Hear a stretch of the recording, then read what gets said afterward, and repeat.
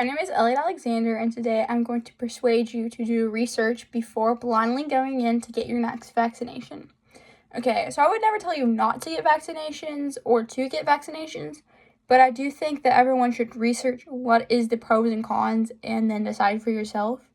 So before getting vaccinations recommended by your doctor, you should do the research for the possible side effects to see if they are worse than the symptoms of the actual illness.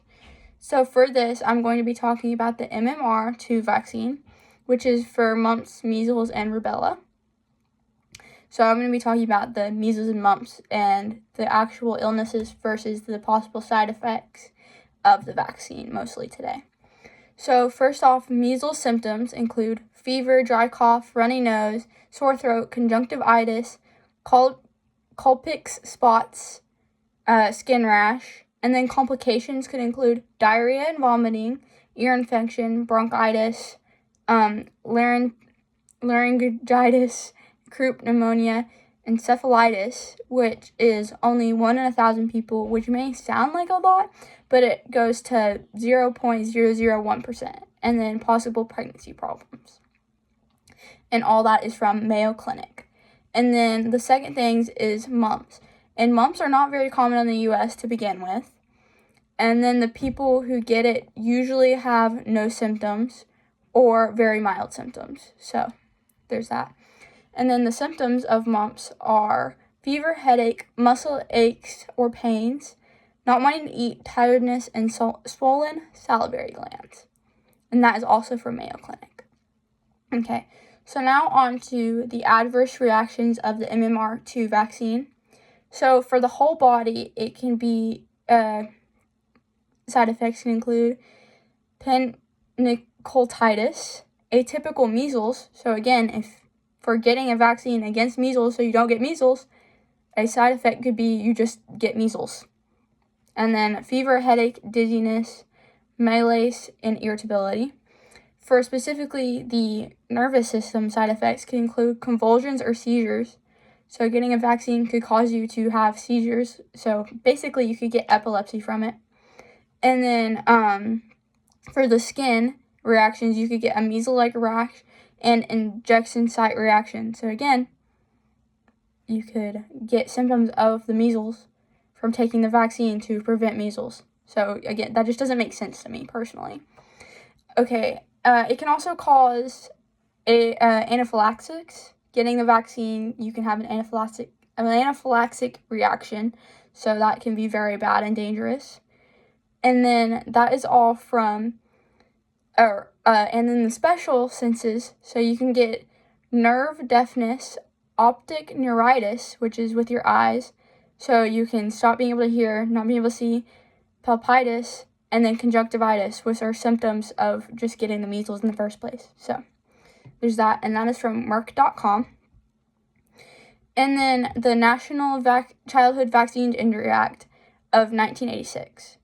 So the question is, if these are all perfectly healthy vaccines and they're good for your health and they're completely safe, then why would they need an act like this? So I'm going to read what the main point of the act is. So this act provides that no vaccine manufacturer shall be liable in civil action for damages arising from vaccine-related injury or death, resulting from unavoidable side effects or solely due to the manufacturer's failure to provide proper warnings. Provides that a manufacturer may be held liable where such a manufacturer engaged in fraudulent or international withholding or intentional withholding of information, or such manufacturer failed to exercise due care. Permits punitive damages in such civil actions under certain circumstances. So again, why would they need this act if it's all completely safe for you to take these vaccines? So yeah, I feel like you should really research what the possible side effects are of getting vaccinations versus just getting the sickness. Because again, for MMR, none of these are really things that people get anymore in the U.S. So you have a less chance of getting it anyway. So why would you need the vaccine is how I feel. Okay, so if I did persuade you in any way that you should research this, and I hope I did, a good place to start would be this book by Dr. Suzanne Humphries. And Dr. Suzanne Humphries, she was a very well-renowned nephrologist, so she does kidneys.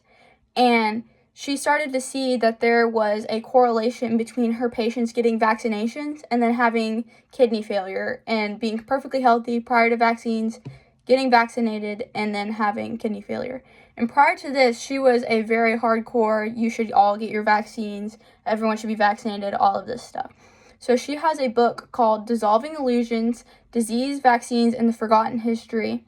And this is by Dr. Suzanne Humphries and Roman Bystrunky. I don't know that I said that right.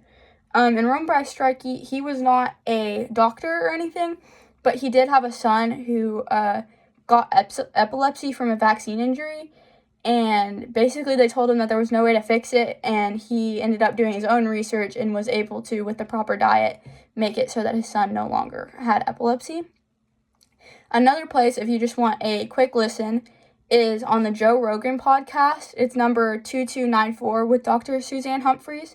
So that can start you off to find some good sources on on her ideals and what she thinks about vaccines. And then another book I have is Vaccination is Not Immunization, The War on Children. And this is by Tim O'Shea. So, thank you.